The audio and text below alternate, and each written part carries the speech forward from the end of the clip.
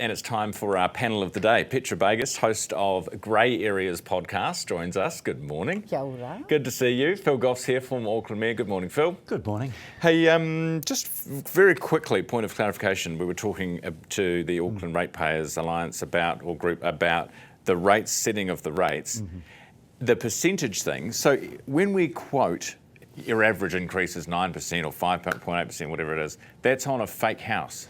It's on the average price from the previous year. It's a hypothetical amount. So while it's a 5.8% rate increase, 60% of people will pay more than that 5.8%. But the rates have nothing to do with the overall property value. They don't relate to property values going up or down. I mean, I think when I was there at one point, property values went up, 16, 17%. We didn't put rates up by 16, 17%, and you're not going to drop your rates because property values have fallen. The property value was only to set the relative rates paid by one household as against another household in terms of the relative value of the properties. Right. Is it an attempt to be fair? Yeah, because it's a little bit like income tax. It's the higher the value, the more rates you pay, and that's what you'd expect. Yeah, okay, all right. So you don't see a problem with the number that we've been given, the 5.8%?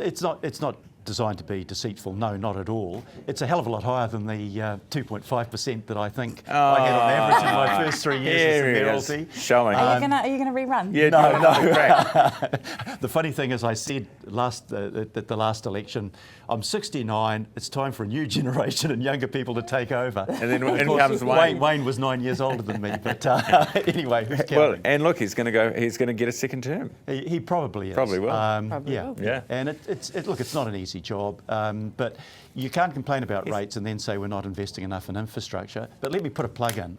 The government puts 15%. This is your second one this morning. Yeah, I know. Well, that's what I'm here for. The government puts 15% GST on your rates, and then they pocket it. Yeah, I know. Now, they should return that to the And local they don't area. pay rates themselves. And they don't pay rates on government buildings. On $35 million worth of government buildings. Outrageous. It's amazing. Petra, NCAA, we talked to Erica Stanford about this morning, and consensus seems to be that system's a bit broken. We need to rip it up and start again. What do you think about that? I guess I've heard rumblings about NCAA for a long time, from its inception right through, and I think what you're dealing with partly is that the world is changing, and so it's hard for universities to keep up in terms of their curriculum. So it makes sense for New Zealand to be actively engaged in, are we giving our young people the best start? Personally, with 3 children who just went through the system, the last 2 came out of year 13 last year and held on by the skin of his teeth, I feel like there could be way more orientation towards young people who want to get in and get jobs and get training. Where are the viable pathways for them to go and do apprenticeships? Because just sitting in a classroom isn't the best thing for everyone. One of the problems is about vocational education. We heard in the Herald story this morning, the pathways are all kind of skew-if, and you can get little bits from here, little bits from here, little bits from here, but do you actually know anything? Yeah. I think there's a lack of coherence in the system, particularly for vocational training. But I do hope they don't do what they've done in the tertiary area for polytechnics and industry training, where they've thrown the baby out with the bathwater. Yeah, the system needed changing, but they've gone back to what we had before, and we know that didn't work, all for the cost of hundreds of millions of dollars down the drain. I've got 2 sons that are both tradesmen. I did an academic course, went to university, they did a trade course. Their qualification, in my view, is as valuable as mine. Yeah, I agree. But we need a better pathway than what we've got at the present time. Did you encourage them to go to uni, or did they not want to? Well, they were tearaways at school, and I learned one thing about bringing up. Yeah. Best thing to do when your kids are, really difficult to deal with, boys more than girls, my daughter was fine, is you get them an apprenticeship and you get them a mortgage and they become perfect citizens.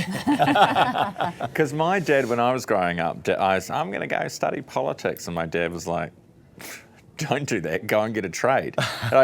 And all of my friends that I went to school with, most of them got trades. They're all now much richer than I am. Yeah. But it's also not about how rich you are, is it? It's about finding a way in the world that actually works for you, that's suitable for you. And I mean, I've got a couple of kids in uni. I've got one who's going to definitely go that trade route. Like, he's going to work with his hands. And I just think it's like, match the child with a viable future that they can hopefully purchase a house and get a mortgage and become that model citizen.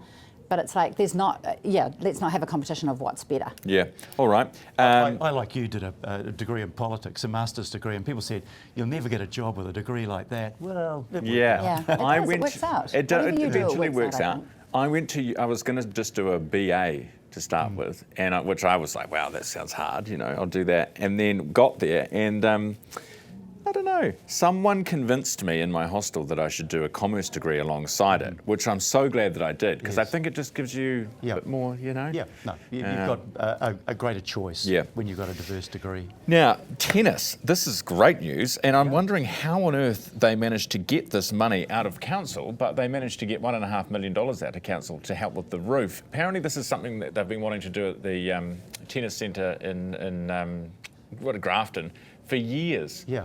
Finally it's happening. Yeah, and we planned this a long time ago, and it's a great investment actually for $1.5 million. The ASB Classic is a huge event for Auckland right at the start of the year. There's a lot of competition around the world to have that, and we need to have a bigger court. The international standards, we don't meet them at the moment.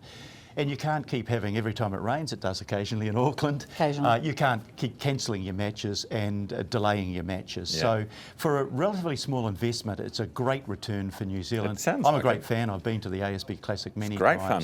And it really is good. And it puts us on the map. They reckon by 2027 it's going to be done too. And we'll obviously stop this terrible sunburn that you get there in January, which was my main concern. Petra. Yeah, it's even worse when they go to Melbourne after for the Australian Open. You look at the temperatures there. Listen to you two. I play pickleball. Oh, do you? Yeah. Okay. We'll find out more about her game after. Phil Goff and Petra Bagust here on the panel this morning, back in a jiffy.